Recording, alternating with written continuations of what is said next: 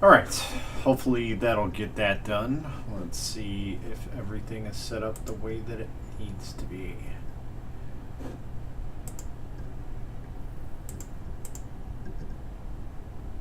Let's check our videos.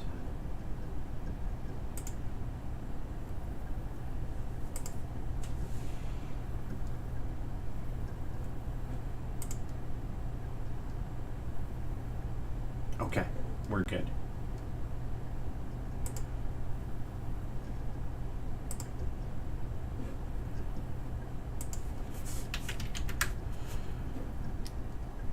Just give me 1 second. I'm going to share this out and we'll get to it.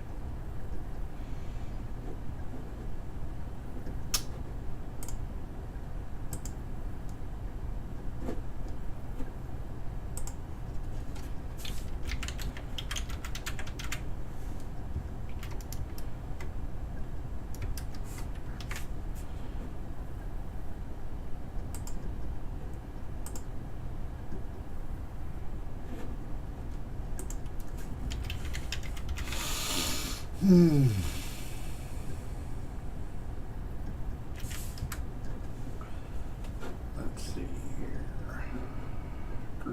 Groups. Where's groups? There they are.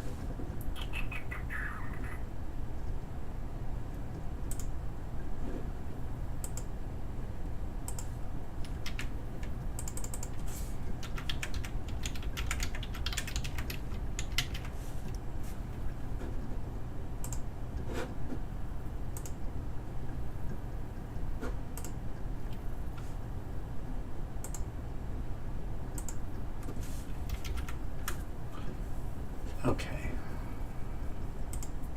3 people watching.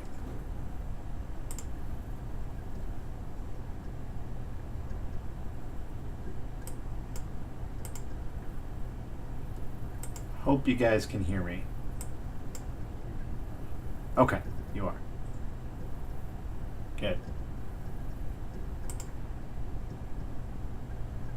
What's up, Hebrew? All right. Without further ado, let's get into this.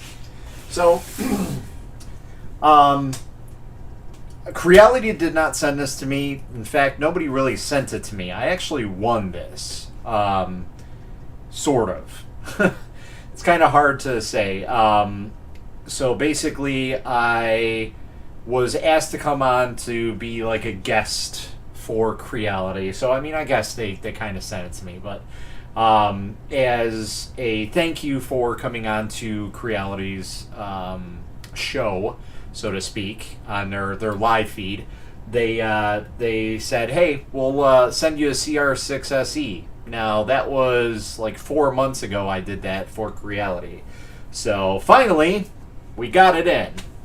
It came in about a week ago, give or take, a couple days. But yeah, so sound works, good. So yeah, basically that's what we're gonna do. We're gonna set this up and we're gonna see if it's still as bad as it was when people were unboxing it. Let me rephrase that. So the issue was they were starting on fire in a way. So they had faulty power switches on them. They were real bad, and they actually caused a fire on a couple of units, and people just lost it, and basically all the units suffered from that same issue. But I was told that these are all fixed. These are what they are selling on Amazon. There is an affiliate link below if you guys want to purchase from the Creality store on Amazon. And yeah, so without further ado, let's get into it.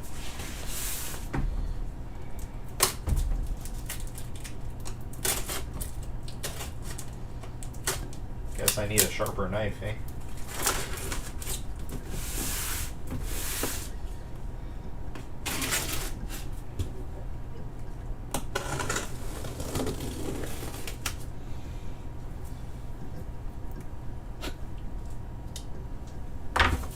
What's up, Mike? How goes it? All right. So let's stand up here. Actually, let's push this chair over there. There we go. That's out of the way. All right. So we have our standard after-sales service card, our invitation. This, I'll be honest, this is completely garbage to me. Actually, let's bring this up a little bit so you guys can see my tower of disaster behind me. Ugh.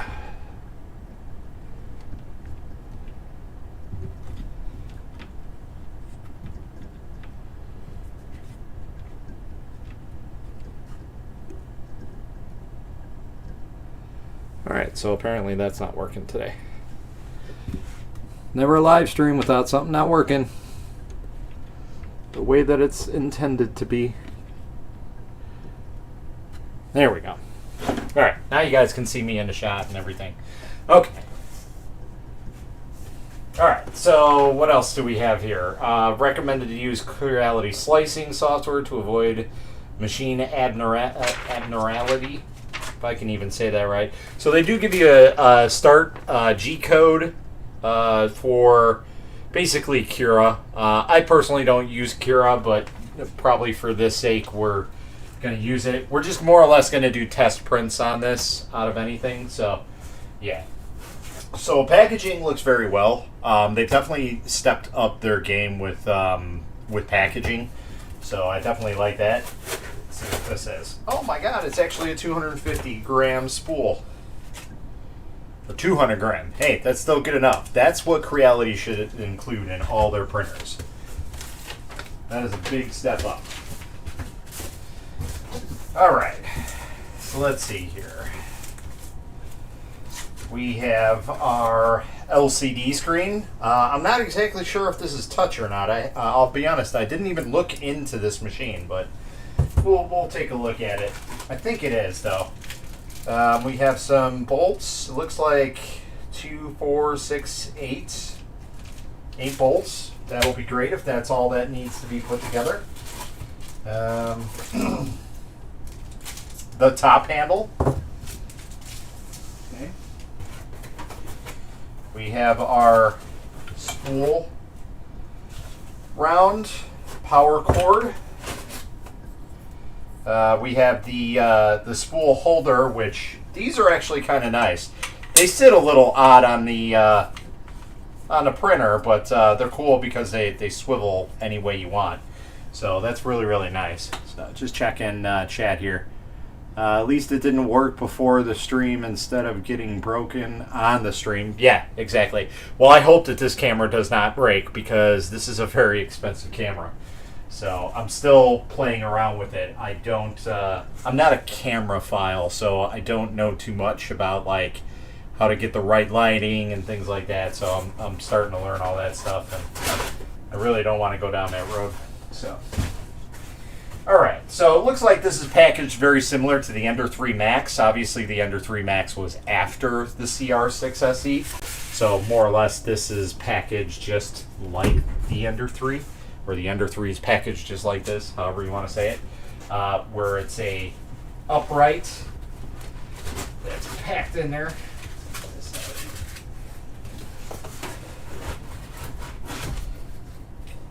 Oh, never mind. The Ender 3 Max actually had like the whole hot end assembly attached wire-wise to the unit. Whereas this one, not so much. A little different.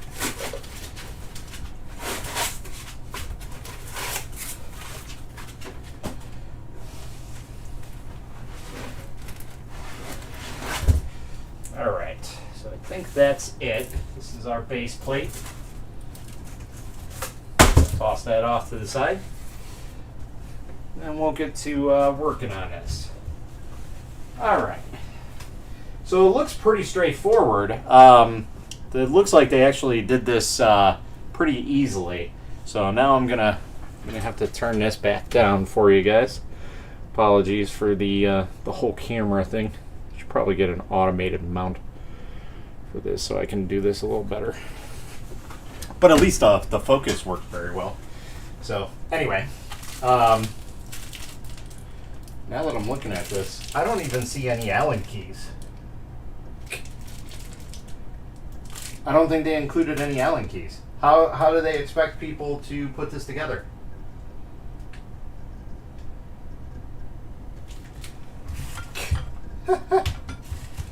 That's awesome.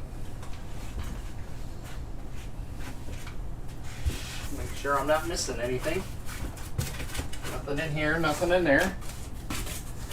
Nothing here, nothing there, nothing there.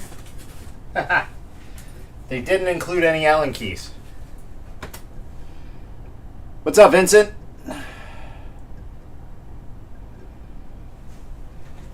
Yeah, so are they hiding in the drawer here? Oh, there it is. So this is actually really nice. They package this pretty well. I like the way that they're packaging these. So we have some foam here. We have the spatula, which I'll be honest, I've never ever used. I probably more or less will use this for a resin printer. We have some fancy little stickers. We'll probably hang those up. These are actually kind of cool. These are I like that bottom one. That bottom one's really cool. Top one's kind of so-so, but this one is, I like that. I like it, Bobby. I like it a lot. So they actually, it comes pretty nicely packaged. I like that. Got a nice wrench there. Got your SD card, your flush cutters. Actually, it looks like good flush cutters, not those cheap Chinese blue ones, you know, that they usually come with, these things. We have our card reader. We have, looks like a nozzle tool. And then our set of Allens, which, you know, they're not just like thrown together. They're actually like an actual set of Allens. So, I'm actually very, very surprised about that. Now, one thing I will say is, while these are nice cutters, these are much, much smaller than what you're used to. However, you don't really need anything spectacular to use these. But these are nice. They got a nice little lock unit there. Just to give you a size comparison, here's the cheap ones they usually come with, and here's these ones. So much, much smaller. But they do feel like more quality. They got a nice spring to them, and they're beefier. So at least that's good. With all the stepper motors you have and the 3D printers, you can make an arm for your camera DIY. Yeah, exactly. All right, so yeah, we got some extra nozzles here. Looks like they include 2 nozzles and 2 Bowden clips. So I wonder if this has got a direct drive system or a type of better drive. We'll take a look at that in a second. Our pen needle, that's our declogging tool, so to speak. Nice wrench, that's 8 and 10, drop forged, just some cheap one. Full-size SD card, not your typical micro. Still a garbage one, but whatever. They definitely have upped a little bit for the converter here. It's not too bad. Still, it's a cheaper version, but it's fine. Yeah, and then like I said, it looks like this is a nozzle changing tool. I could be wrong. It could be used for some other stuff, but we'll take a look at that once we get everything unboxed here. And then our nice little Allen set. Right there. That's nice. I'd like that. So we have a 1.5, 2.0, 2.5, 3.0, and a 4.0. So, with that being said, let's get this all together. Now, the other thing is, were the instructions in this? Let's see. I believe so. There's the instruction manual. Okay, so we have our instruction manual. It looks like this is going to be a very simple, quick setup, much like the Ender 3 Max. And if it is that case, I'm already liking it, because I hate the Creality Ender 3 setup. I hate the Ender 5 setup. It's just a piece together, really, really cheap kit. Not saying that they don't work. It's just the fact that it takes a lot of time to set those up for the price that you're paying for them. So, I don't know. Maybe it's just me. So, install the gantry and frame. So we have 2 and 2 for screws. Looks like we're good. And then 2 screws for the screen. And I believe 2 screws for the top mount, which technically we don't even have to have on there, but if we want to move it, the handle, sorry, not the mount. So, okay. And then those install with T-nuts. All right. So, yeah, this is pretty much it. These are the only bolts that you'll need. So, like I said, 2, 4, 6, 8. 8 bolts, same as the Ender 3 Max. I really like this design that they went with the like full extrusion. Like it's a cover, I think. It's very interesting. No, it's not even a cover. It's how they're machined. So instead of having open extrusion rails, you just have solid extrusion rails. Well, not solid, but like covered. And this is dual Z belt linked as well. So with that being said, the chances of your gantry having any issues is going to be a user error thing. So already, this printer is looking what Creality machines should be. So I'm already digging it. I like it, Bobby. I like it a lot. So let's get these set up here. Put the 2 screws on here.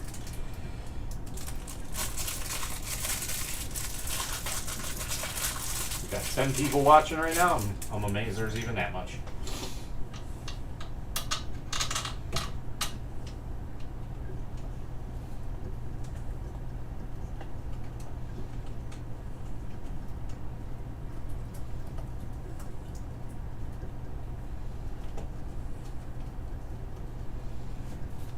So we got one in.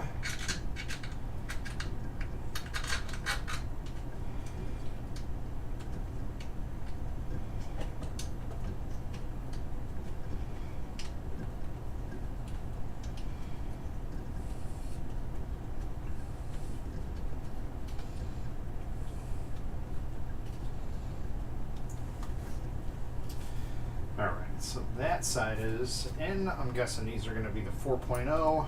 Yep.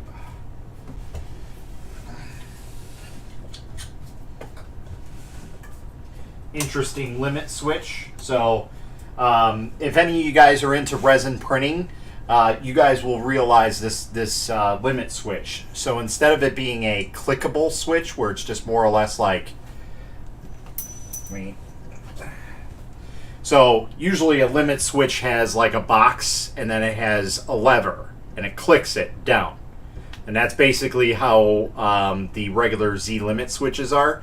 Whereas this one's more or less an optical. So it's a U and then there's a piece that sticks down and it basically goes here and it interrupts like a laser kind of, or a magnetic force, whatever you want to call it. But it interrupts and it basically triggers then, and then it'll stop and go back. So resin printers usually have that. So is that my new printer, man? Actually, this printer is going to Joseph Plotner once we're done with it. So because I'll be honest, you know, as much as this printer is already, I'm digging it already. I'm not a big Creality fan, and to top it all off, I'm more of a resin printer guy. I don't usually keep FDM printers around, and if I do, it's usually like 1 or 2 at a time. But you know, Vincent, talking about that, I do have a large printer right behind me. You can kind of see it right there. It's called a Mingda D3, and if I don't sell that, somebody doesn't take it, I might just end up sending it your way, as if I can get good pricing on shipping, because that's going to be really expensive, because that's a big machine. That's like 320 by 320 by 400, that machine. So it needs it might need the bed replaced. Like, you could still print on it, but it's just got some filament stuck to it because the Z was set a little bit lower. But yeah, I mean, if you want to play around with it, I might be inclined to send that your way, bud. The only downfall is I'd have to set it to a different power rating, because I think it's stock inside The PSU is stuck inside of the box, and I think it's set for 110.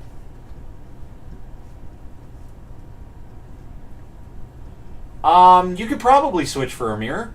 You just need to get one cut. Yes. Yeah, that's what this machine is. It's called a Mingda D3 Pro. I think it's actually rebranded now to a Rock Pro, or a Mingda Rock 3 or something like that. But it's essentially the same machine. It's just a different way of branding it. Not saying it's a great machine, but it worked. I printed my son, he has a VR headset, and I printed him an entire wall mount set for both of the handles and the headrest, and it came out perfectly fine. And I printed it in Yusu gold filament, and it was really nice looking. So all right, let's get this thing all set up here. Plug in our stuff. We're going to plug in our Z motors here.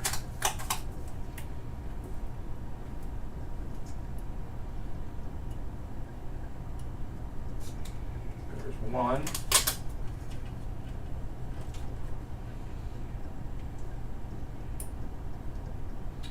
So as of right now, this is probably the best Creality printer that I've seen so far. In terms of looks, setting up in general, very, very simple and straightforward. I really, really dig this so far. The way that they went about this machine. I was a little skeptical about it at first, but seems to be going well. Now this, what is that going to? That's the $1 million question.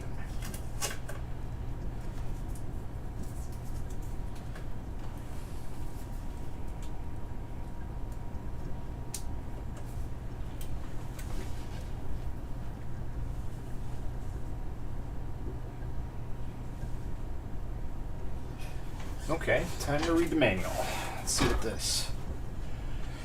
What's up, Joseph? So, pretty much put together. So, 2, 4, 6, and 8 screws to put it all together.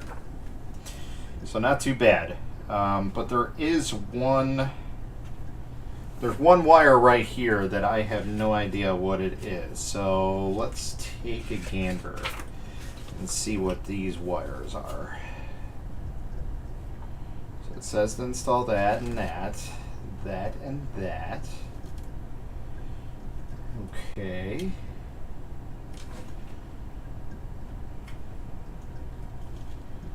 Easier to replace platform, which is good. Doesn't look too bad. Oh, okay. I think I see. No, that's the back end of this. What is the front?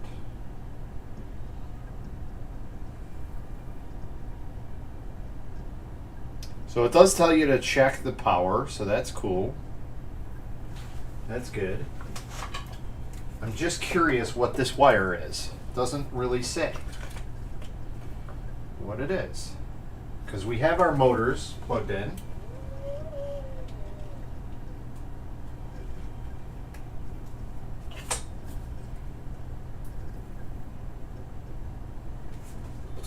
Oh, you know what? That might be for the LED. Or LCD, not LED. Yep. Okay. I think this is a touch panel too. So, yeah. So this is for the screen. It's a really short cable, actually. A little worried about that.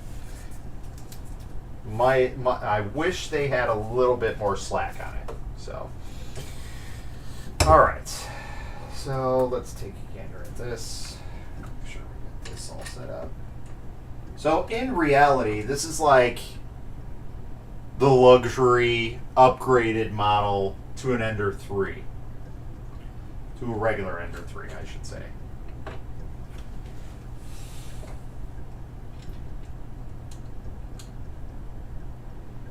Like if you want to get a nice printer right out of the box, so far this is impressing me. which is a lot to say, because you guys know my history. It might be touch. We'll find out here in a second. I'll be honest, I did not look up really anything besides, the build volume specs on this printer. So I don't know what it has and what it doesn't. But judging by the way it looks, I'm gonna guess so.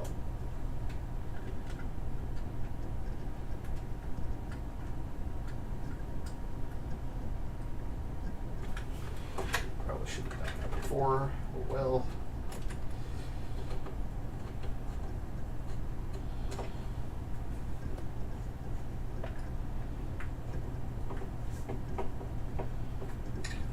Alright, so note to self, make sure you plug it in before you screw that down, because it's going to make it a lot easier on your life. Don't do what I did and screw it in and then try and put it in. That's what she said. Alright.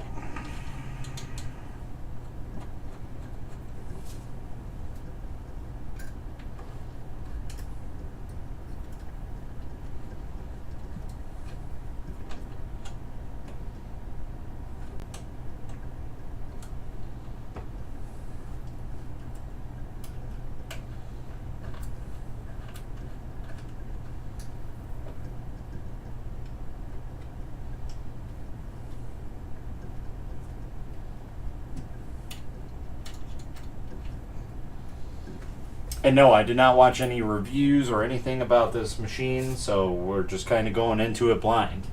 So, I was on Joel Telling's live stream when he was unboxing his. Actually, no, I'm sorry, that was a Wuxin. Because the Wuxin is basically an Ender 3, the CR-6se.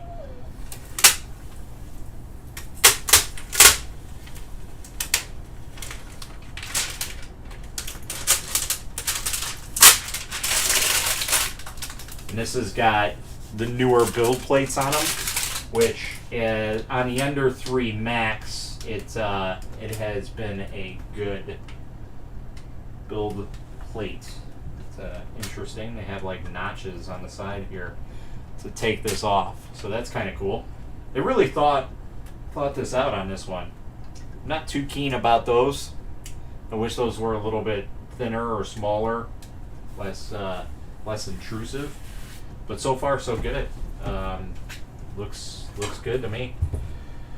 So let's go ahead and put the handle on. And this isn't like a cheap plastic handle. This is pure metal. It's heavy metal.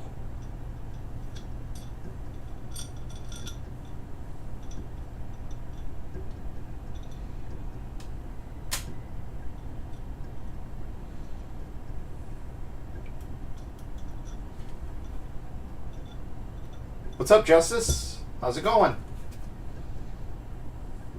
We're just unboxing and setting up the CR-6se.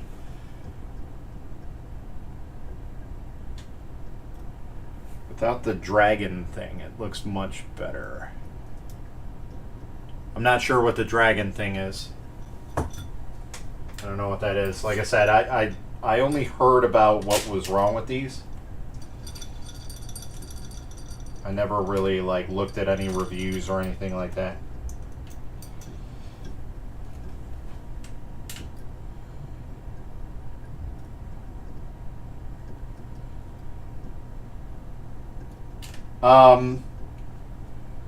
With the new software, I will agree, they are a lot better than what they used to be, but there's still a feature that I wish that they had. Actually, two features. And I don't know if this one has it. All my Ender 3s basically did not have it. My Ender 3, my Ender 3 Pro, my Ender 3 V2, and my Ender 3 Max. And that is auto leveling in a way. So with the Ender 3 Max, you still had to go in, disable stepper motors, and still had to manually do everything. Like my G-Techs and some of my other printers, it actually had level each corner. So you would press the knob, it would go into each corner. With that being said, this definitely is a touchscreen because I just realized there's no knob on it. So it definitely is a touchscreen. So the Dragon is only for the Ender. Oh, is that the Dragon hot end you're talking about? Is that what this thing has on it? Does this not have your typical crappy Creality hot end? Does it actually have a decent one? Because that would be great.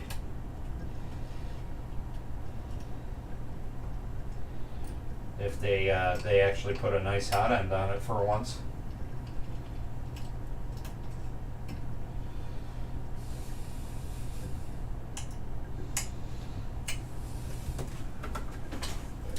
I will say, putting on that handle, you don't need it.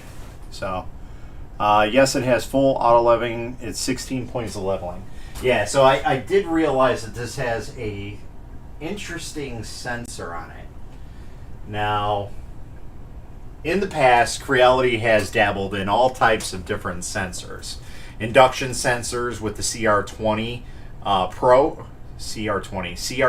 Pro, and BL Touch with the CR20, and both of them were disasters right off the bat. Now, I haven't heard anything bad about this, but again, I don't know too many people that actually have this unit. So, but yeah, as of right now, this unit is absolutely amazing looking.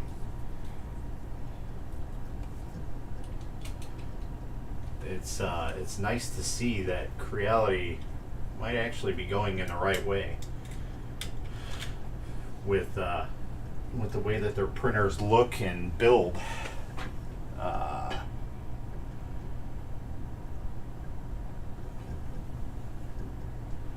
Wait, what?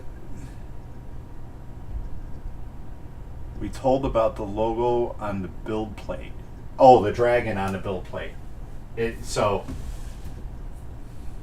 there's no dragon on it. It's just Creality now.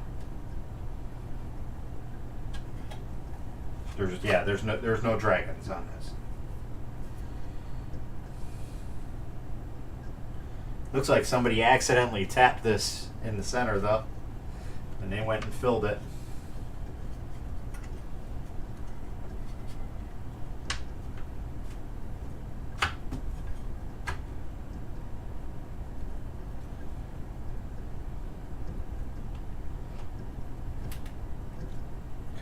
So yeah, okay. The sensor is on the nozzle. It's touch sensitive if you have one. Oh, so I've dealt with auto leveling. So if you guys do or do not know, I used to work for a company called TH3D Studio. And the reason why I started working with them is because I had an Ender 3 that had terrible bed leveling. And so I went out and I bought their auto bed leveling system. And from there on, I just kind of talked to the owner and I started doing kits for them, like soldering them for them on my free time. And basically, I was brought on as a full-time employee. And yeah, I worked for them for a little bit and had a fun time. So I still talk to them to this day. In fact, I plan on going out there sometime in the next week or two just to, chill and chat with Tim, the owner. So yeah, I know well enough about auto bed leveling. Speaking that, they do give you a sheet of your correct G code for this, but my slicer already has G code for auto bed leveling, so it should work out of the box. If not, we'll just throw it into the slicer. But we're more or less just going to do test prints. So that's more or less what we're going to do out of anything. All right. So with that being said, let's power this bad boy up. Don't think I have a power cable ready, do I? Maybe I do. Yeah, let's plug this in.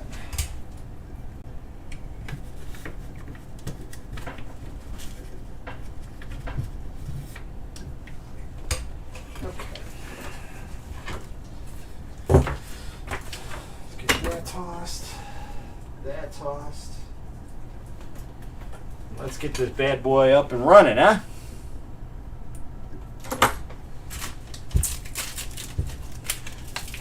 We'll open up our little roll of filament. And then we'll go over some of the features this thing has, or that I see at least that it has.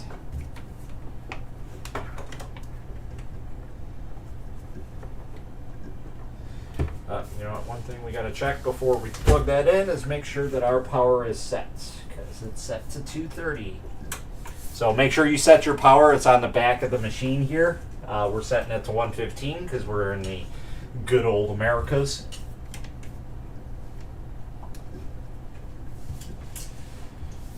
And moment of truth. Okay, so we got power.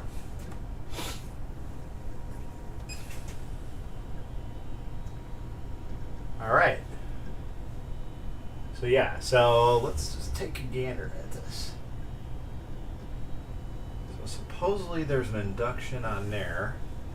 And it looks like we got an LED on the hot end too, which is kind of cool if that's the case. Let's go ahead and look at this. Let's turn on the LED. Yeah, blue LED. All right, so that's kind of cool. We got a nice little LED. I wish that that was like an RGB or even a white one. That would be fine. I've recommended running it at 205 to 210 with certain PLA. I've been having trouble with mine with the Hatchbox, but every other PLA I've been using is amazing.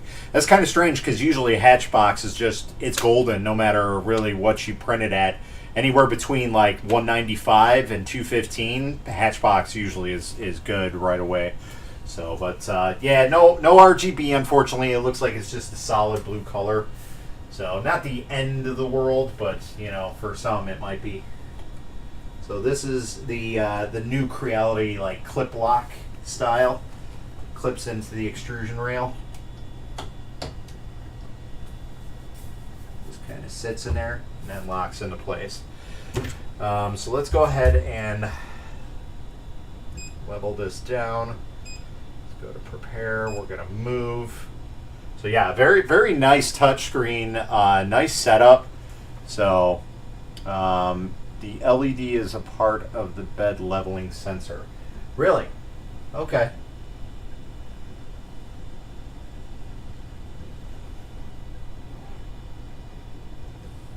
All right, well that's interesting. So let's go ahead and we're gonna move the Z down. Why is the Z not moving? Are we not plugged in all the way? Both of our Z's are in. Plugged up, right? Plug both of them in. Maybe we got to do a homing.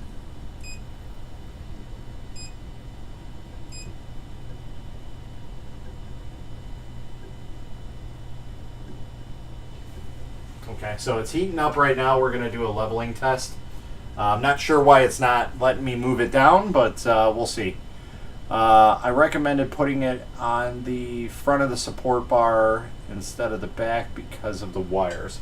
Yeah, I did notice that right away. Once I put it back there, I was like, yeah, this is going to catch on this. So there's probably going to be something that needs to be done for that. So you're saying like put the spool holder up here or in front of the upright?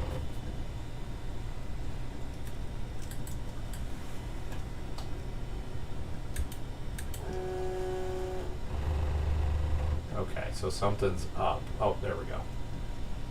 So super quiet. It's probably got one of the new new boards in it, which is the 4.2.7.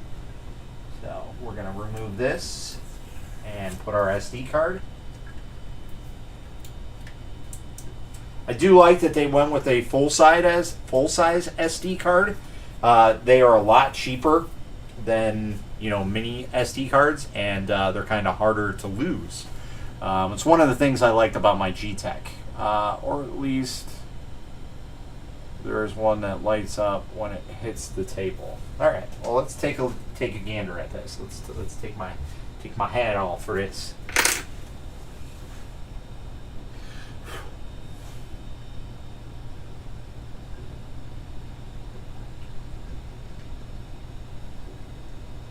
So there are no bed knobs or anything like that. No leveling the bed in any way, shape, or form. Ooh, that's right on it.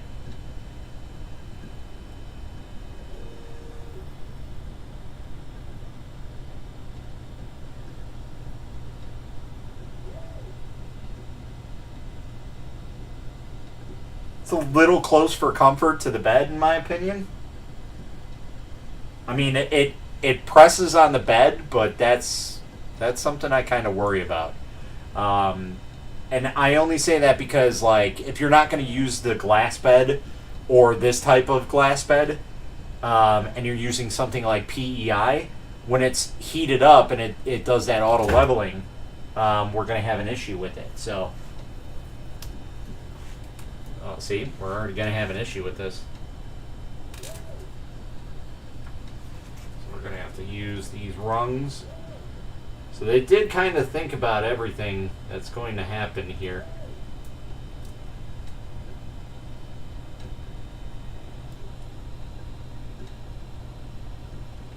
And they gave you these little rungs here to tighten up your stuff here.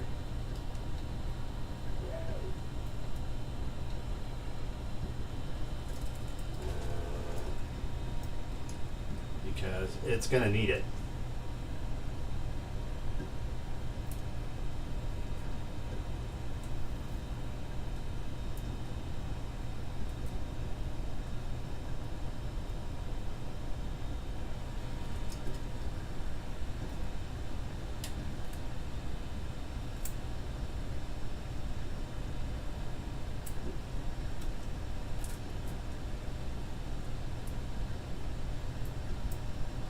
Alright, so I think that's good.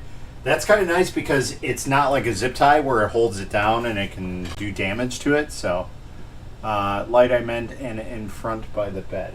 Okay. Alright, I haven't used an SD card since I hooked up Octopi with OctoScreen. Yeah, a lot of people do that. I personally, me being the Raspberry Pi person I am, I haven't even done that. It's been a while since I've used Octopi, just because I don't really use FDM printers all that much anymore, so it's kind of pointless for me. Alright, let's straighten this out, put this in here. So it does look like it uses some sort of a dual extruder gear setup, like a Titan. That's kind of interesting that it does that.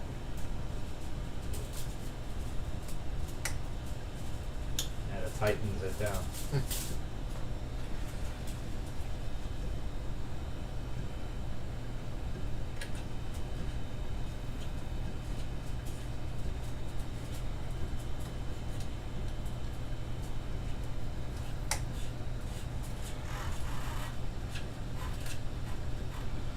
So basically, for anybody setting this system up, this machine, there's a lever on the back of the extruder, and it's clicked this way, okay?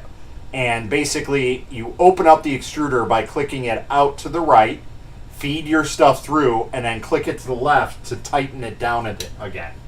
Kind of a interesting setup. Very, very strange. I've never seen that before, ever. So, let's go ahead and do back. Let's go prepare, and we'll preheat PLA.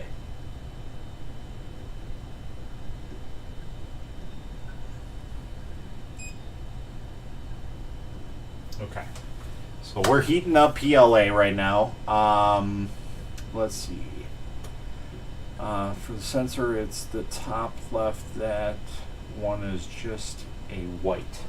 Yeah, I didn't even see a white white LED, or I want to say somebody was just talking about this the other day, and they were talking about the sensor that's on these machines, and they were talking that it's a what is it called? It's like a piezo or a piezo, and basically it sits. So like here's your nozzle, and it sits right on your nozzle, and it senses. It's a very interesting sensor, and if this actually works, I'd be amazed, because as of right now, Creality's history with auto leveling is disastrous. Now they have gotten a lot better, like with the V2 and everything, but the original, like I said, the original CR10 or CR20 with the BL Touch was a disaster. It never really worked right. And then they tried doing it with the CR10 Pro, and the first generation was just atrocious. people would have to swap out the sensor either for a better sensor or for a BL Touch to get it to even work. So I run mine with a Z height of 20 millimeter. You can turn the LED off via the touchscreen. Yes, you can. So you don't have to have the LED on, which I'll be honest, I don't really care to have the LED on there. So we're just going to go on to control and we're going to turn it off. So now it's off. There you go. Very simple. So yes, Pi0 sensor or piezo, however you say it. Yeah, that's the sensor. You'll see them. It's basically like a capacitive touch sensor, basically. So like keypads and things like that, like touch screens. That's kind of what it's meant for. It's meant for a very specific use, but somebody decided, hey, we can use this for 3D printing. Put a hole through the center of it, and you just stick it right on your nozzle area. And yeah, it's just a circle that goes around your nozzle and then wires that come up, and that's all it is. So really, really cool. All right, so that's pretty quick. We're already up to level. Is this one of those where we gotta open it up and then put it in? I don't see any files on this. I don't know what I'm printing. It literally did not say anything, so I have no idea what we're printing. It didn't show anything. It didn't say anything what we're printing.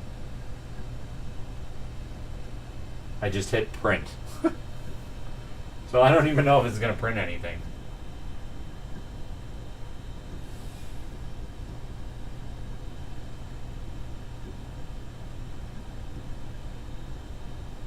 Yeah, I don't think there's anything even loaded on here.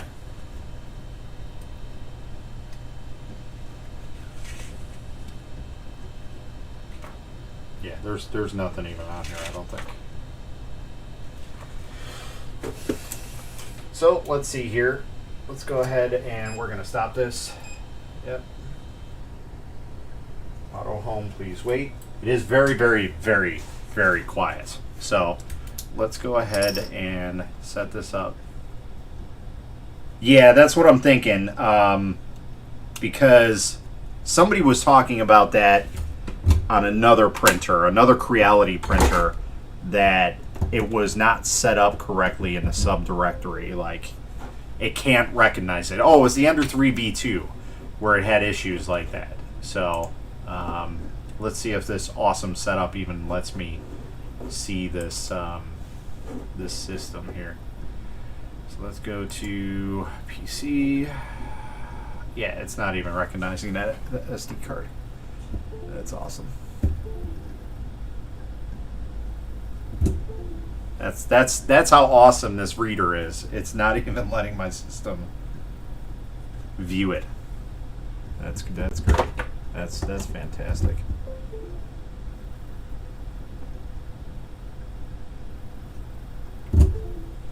Okay, so let's bust out our other one. We do have a better reader somewhere in here. Hopefully that'll let it read. If not, then I guess we're pulling some files off of something and trying to get it to work by itself. This will be interesting.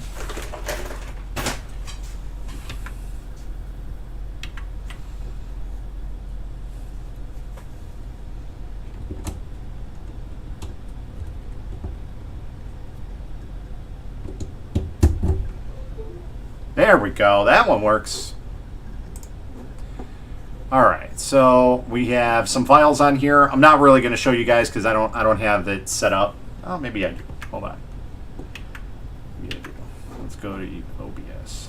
Let's go full capture. Let's switch off this. No.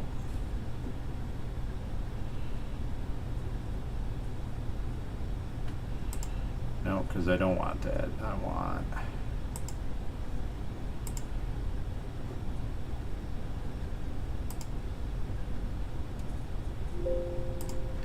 Nope, I guess we're not doing it. Okay, so I don't have that set up yet. Anyway, troubleshooting. So we have a couple files here. It says user manual, software and drive, troubleshooting, and models. So our models look like are they pre-sliced? Are these just STL files? Like, do we have to actually slice this? No, these are G-codes. G-code files. Okay. So we're going to take all these. There's about 11 items, and we're going to move them to the main directory. Yeah, we are live. All right. So it looks like we do have a DAT file for the EEPROM, so it is saving the G code to an EEPROM. So that's cool. All right. Let's see if this works. So all I did was I just took all the models and put them onto the main directory of the card, and we should see them now. There we go. Pot of Greed. Should we do an Eevee, a dragon? What should we start printing? We have Cat, Dengzi. I have no idea what that is. Dragon, Eevee, Kitloop, Kit. I don't even know what some of these are. Shoe 2, Shoe. What should we do? Anyone ever work with a closed loop from Big Tree Tech? I have no idea what that is. Closed loop sensor, is that what you're talking about? The quickest? That's the problem, it doesn't tell me. And I can't look at the G code because it's going to be all wonky. So, you know what? I'm just going to go with an Eevee. How about that? Okay, since, you know... Alright, somebody said dragon, so we'll do dragon. Screw it. Let's do print. And it doesn't tell me how much print time, so if it runs out of filaments, oh well. So yeah, just to go over some things, there are levels, or I'm sorry, not levels. There are adjustment knobs for the belts on the Y and X, or X and Y, however you want to say it. They are a lot nicer than even the Ender 3v2 ones. The Ender 3v2 are like very lower end. Basically, they're not really anything to like boast about besides them actually being metal. These ones are kind of plasticky, but they work. It's cool that they have the locks for the bed, so you could do a quick change. I'll be honest, if I'm going to be using a bed, it's going to stay on there. The only time that I'm going to do quick change stuff is if I have a magnetic bed with a flex plate on it and some PEI.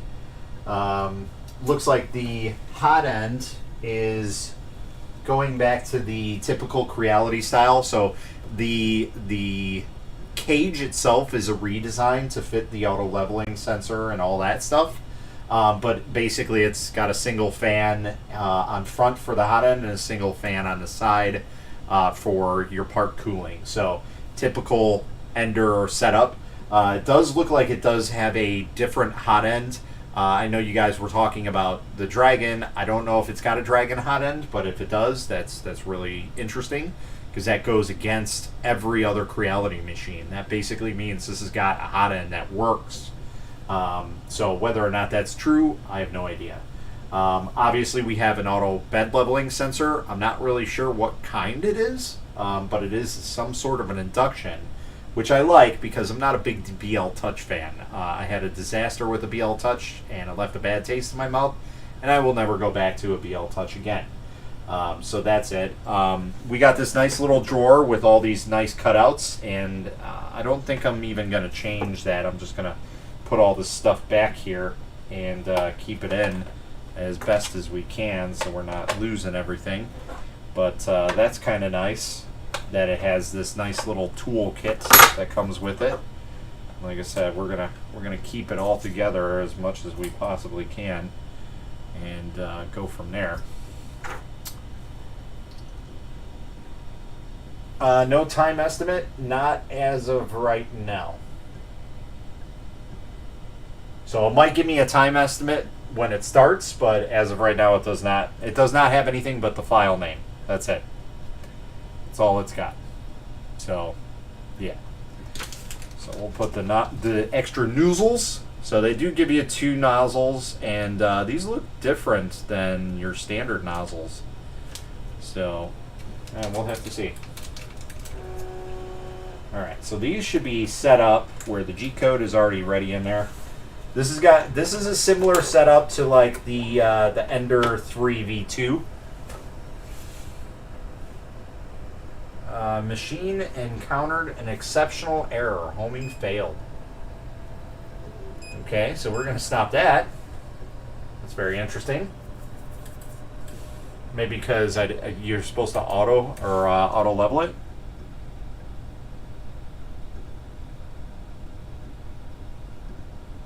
Awesome, glad to hear. Yeah, we're going to be doing more how-to and noob-friendly videos because, well, you know, I'm the head of the 3D printing for noob group, and really that's something that I wanted to do from the get-go, and I just haven't had time to. So, all right, so yeah, auto homing failed. I'm not exactly sure, so we're gonna do some auto leveling.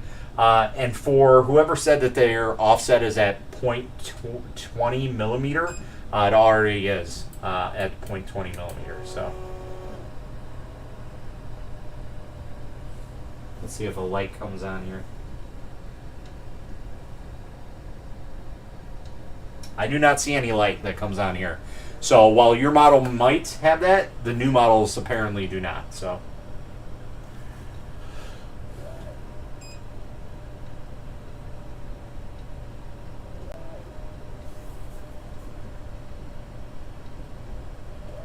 It's very interesting how it does its leveling, because usually leveling goes from left to right, left to right, left to right. Or I'm sorry, left to right, then right to left, then left to right, and so on and so forth. Whereas this one's back and forth, back and forth, back and forth. So, yeah. So I'm running full auto leveling right now. So that's what we're doing, and then we're gonna go and hit the print button and see where it goes. So it looks like it levels at 120C, which that's kind of low, but I mean, as long as it's heated, that's okay. But the bed needs to be heated. Oh, I see the light now. It's very, very minute. You only see it from the left side. You can't see it straight on. All right, so we are auto leveled now. So let's go ahead and do back.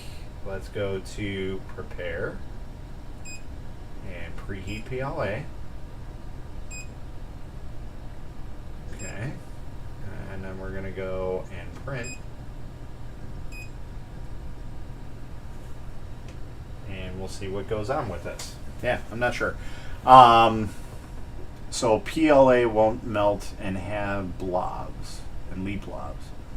Yeah. So one of the weird things about this already that I'm seeing is that, okay, usually if anybody knows anything about auto leveling sensors, usually you have a little bit of a gap between the bed and the nozzle. It's very, very minor, but it's enough to where it doesn't leave drips of PLA or ABS or whatever you're printing with. Whereas this goes directly to the bed. Like, it sticks to the bed for a second and then pops up. So I'm not exactly sure that that is how it should be. Baby stepping should be something on here too that we should see. Okay, so we're going ahead and printing the dragon.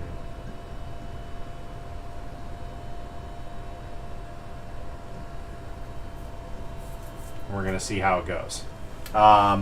By the way, I'm struggling whether or not should I be getting the Prusa Mini Plus. Any comments on that beautiful machine? So, I personally don't know too much about Prusa. I owned a Prusa MK2, and I will tell you it's probably one of the coolest and best and easiest printers I have ever had in my arsenal. It makes me really want to get another regular Prusa, an MK3. Wink, wink. Yeah, we'll see. All right, so it looks like we are going down now. All right. So it looks like we just had a hiccup. I don't know. User error. I'll chalk it up to that. So it looks like we're good right now.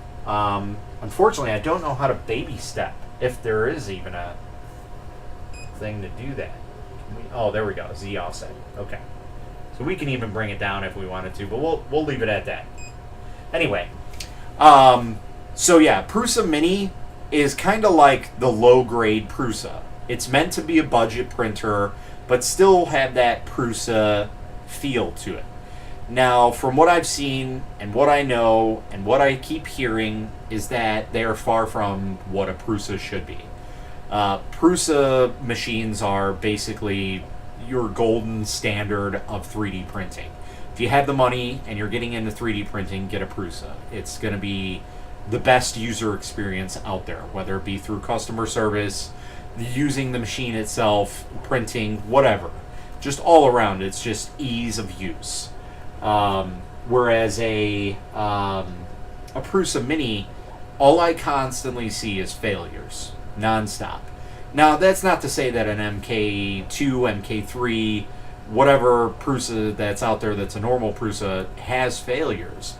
But I see far less people, and I know far less people that have minor failures on those. Okay, so I clicked on Dragon, right? I'm pretty sure this is printing a Flexi Rexi, which I'm fine with. But at least get your file right, because this is not a dragon. This is a dinosaur.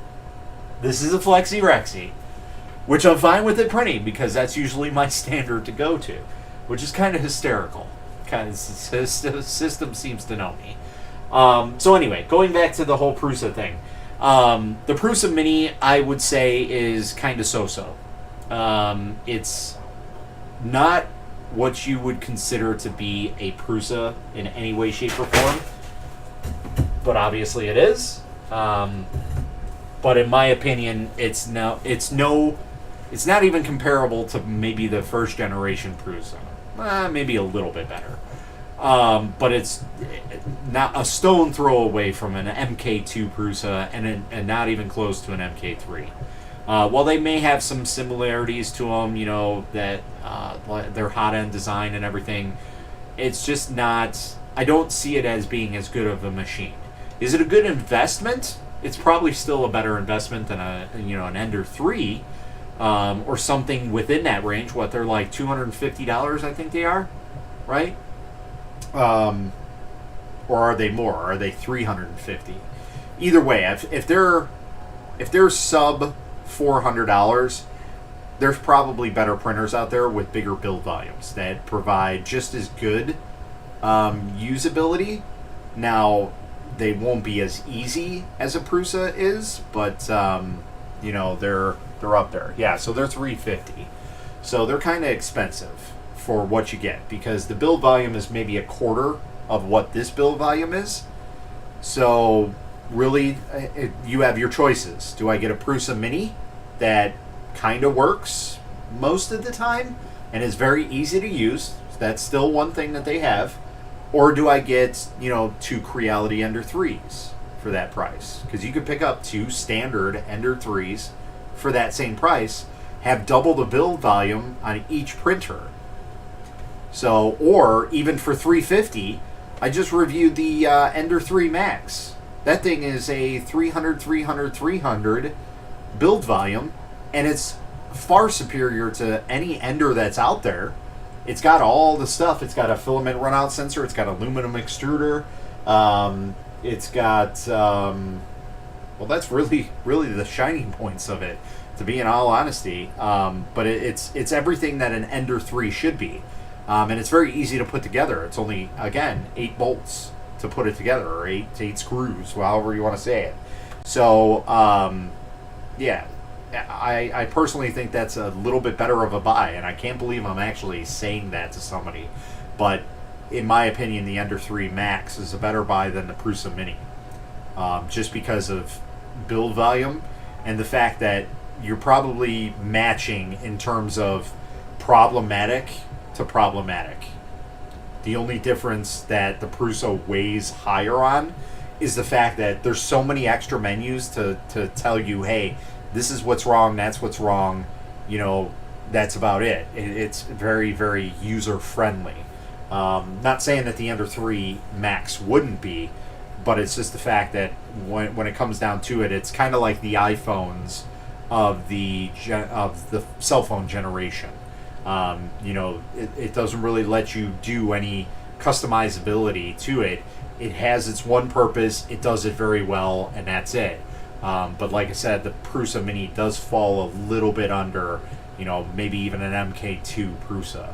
So if you are looking to spend money on a Prusa and you really, really want that name, that company, look for a used Prusa.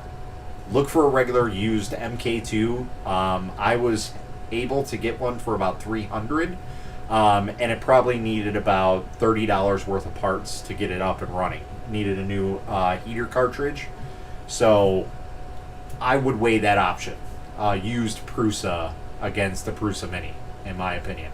So don't always go with the new. While everybody says, oh, this has got this and that and that and that, but it might print just okay, whereas my older models print, far superior. Take, for example, with resin printing. I have several of the new 4K printers, and in fact, just out of sight here, I have, that right above that box is a Epax E10, and just over out of the sight here, you can see that box, that is an Epax E6. While those are going to be great printers and everything, and they're monochrome screen printers and whatnot, I will still choose my WeBox. That is a year and a half old now? It'll be 2 years November. So I have that machine, and I will print on that thing till it dies. Yes, it's still going. A year worth of printing, a year and a half worth of printing. It's on its last leg for the LCD, but it still prints. But I will print with that because I spent a lot more money on it at the time, and it's just got better quality parts on it. So that's my opinion. So, for sure the quality check of Prusa will be one of the best in the hobby 3D printing. Absolutely. Yeah, that is one of the things, and even from the jump from MK2 to MK3, the added, options that they have that make it, idiot proof, I guess to say, are just amazing. It's a really, really cool machine. But yeah, if you're willing to spend $350 on a Prusa Mini, do some research and look around, even locally, and see if somebody's selling an old MK2, because they usually go for a little bit under $500. Anywhere between $300 and $500 they usually go for. So if it's completely stock, you should be able to snag one for about $350. Now granted, you don't have the support or warranty or anything like that, but I'll be honest, with an MK2 Prusa, you really don't need a warranty. It's very hard to screw up a Prusa, in my opinion.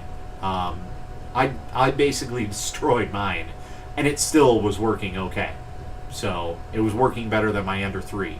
So just to give you a prime example, I had a modified Ender 3 with about $150 worth of upgrades and a tuned profile. And here I am, I used a stock profile that's set on the MK2, and I printed the same exact thing, both PLA, same material, and they printed about the same time, but it's the fact that the detail on the Prusa was far better than the Ender 3. They were both good detail, but you could tell easily that the Prusa just had that much better detail on it. So yeah, that's just my opinion. Do what you want to do. Really, it's kind of up to you. But in my opinion, for what you get for the Prusa Mini, it's not worth it in any way. Even if they brought it down to $250, that's still a hard sell for me, because in reality, it's a glorified Ender 2. It's all it really is to me, or a mono-price Mini. Those are cool desktop printers because they're really small and compact, but that's about all they're there for. They don't provide enough printing abilities for someone to really, really enjoy it. And even the regular Prusas have a smaller build volume. They're 220 by 220. by 200 or something like that, or 250. So they are a smaller printer even, but still, you do get a little bit better bang for your buck when you're going for a Prusa. So from what I hear, they are talking about an extra large printer, and they did kind of hint at it in one of Joel Telling's video about a year or two ago, and it looks like a Core XY. It's a box printer, and that'll be interesting. But again, does it hold up to the same standards that the regular Prusas have, like the MK2, the MK3? That's really where I'm going to base my stuff off of, because while, yeah, that's great that they're going to make a bigger printer, will it provide the same quality, same easeability, same less problematic prints than other printers, and, you know, be the same as an MK2 and an MK3? So that's just my opinion on it. But anyway, back to the Ender. I was going to say the Ender 3. So the CR-6se. So if anybody knows this, this is basically a glorified Ender 3. We have dual Z. We have it linked to with a belt at top, which that means our gantry is always going to be level no matter how many times we move it, what happens to it. There are no bed springs to mess around with. We have auto leveling, which is, that's 2 pluses right there. The extruder is kind of goofy. I don't even know what type of extruder that is. So, you know, I'd have to look it up and see actually what type of extruder this has got. So let's see if this even says anything on it. Silent board, yeah, blah, blah, blah. So it doesn't really say, like,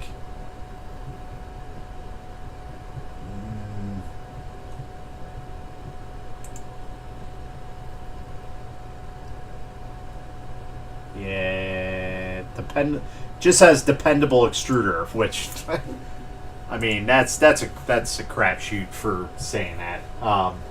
Me personally, I like Titan extruders, but that's because I used to use those when I worked at TH3D on all the machines that they have for production. That's what they use on them. So I kind of got used to those specific ones, Titan extruders. But I mean, this extruder looks kind of cool, and the way that it loads is kind of wonky to me. But I've never used an extruder like that, so you know, it's possible that it's just something new that I got to get used to. So, but it's not bad.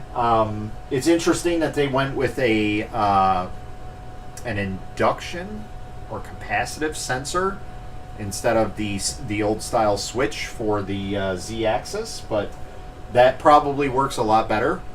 They probably learned that really quick from getting into resin printing, so that's kind of nice. I like the whole setup. It's very easy to set up. Only 8 screws, so very, very simple. And yeah, everything else is, you know, your typical Ender 3 setup. Touchscreen, I'm kind of so-so about it.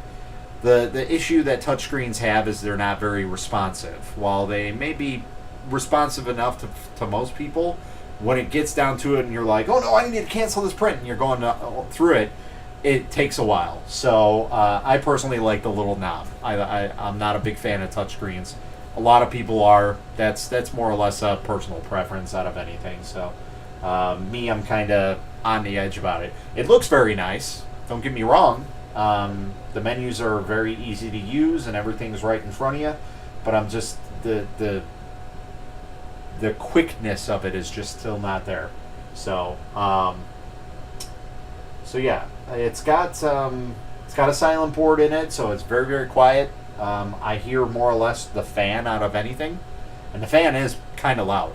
So you know, I'm sure some people will you know, turn it into a disaster and put some Noctuas on it, which you really shouldn't. But hey, it is what it is. So, but so far so good. We're not printing too bad. It's not too bad. It does have a filament runout sensor, so that's kind of nice, and it's got a nice bright light on it, so you can see whether or not it's triggering correctly. With the Ender 3 Max, I did have an issue with that because with these spool setups, they tend to wear out those sensors easily because it's a direct path, and that's why it's better to actually just have the sensor hanging on the line. Even though it looks janky, that's probably the best way because there's nothing to have that extra force pulling it through. So that's one of the issues I have with mounted sensors like this, is that they can wear out very easily. But again, that's probably a $5 to $10 part, if that. The only downfall is trying to find it in America or in your country at the time. So, but yeah, auto leveling actually works so far. I will print with this for about a week or so and see what's going on. I got a lot of prints scheduled for this, so we're gonna get probably close to 80 hours worth of printing time on this, and see if it still works the way that it's intended to. And yeah, we'll keep you guys updated. I'll post some pictures here and there, and that's pretty much it. Like I said, unfortunately, this unit is already spoken for. It's going to Joseph, who's in the comments there. So I already promised them this printer, even though so far I'm really digging this printer. I personally want to keep it, but I already said I'd give it to them, so that's perfectly fine. I don't really have a use for them. Like I said, I'll be lucky to have a printer at a time. So we will be doing some more reviews. I got a ton of printers back there. I got like the Lotmax SC10, which is basically a Creality machine with dual colors. And we have some ANETs back there besides these ones, and we have a bunch of resin printers as well. So we got a lot of stuff to catch up on, and I have just been swamped with work. I haven't had the time to get everything situated, but yeah, so far so good. It's not too bad. This is everything that a Creality machine should be, nothing less, in my opinion. If they continue to go this route and they start making printers like this, I will absolutely change my view on Creality printers. Because as of right now, I'm kind of with anything sub like $350. It's basically not a good printer. It really isn't.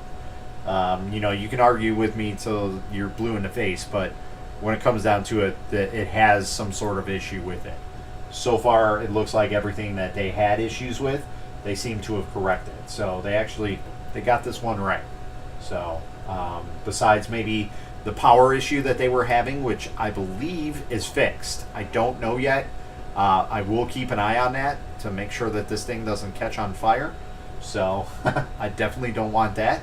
But from what I was told, everything that was wrong with the CR-6se has now been fixed, and that's why they're readily available on Amazon. So let's check comments here. Okay, helpful opinion. Thanks, Matt and everyone. Closed loop is a tool, so your printer can not layer shift anymore. That's right. Yeah. So you look like Russell Crowe, the movie star. Sure, I guess so. In some ways, yeah, I'm kind of chubby like him now. So yeah. So far, so good. I'm pretty much gonna leave it at that, guys. I got a jet here. I gotta go get some dinner with the wife, and we're gonna let this print. And like I said, we'll come back around about a week or so, and do our final review of it and make sure we got all the bugs out and everything, and hopefully it keeps printing the way that it's doing it right now, because as of right now, it's printing pretty damn good. Again, I'm kind of surprised about this. This machine is actually very, very nice for a Creality machine. I know I've said that already 1,000 times, but really that's the absolute truth.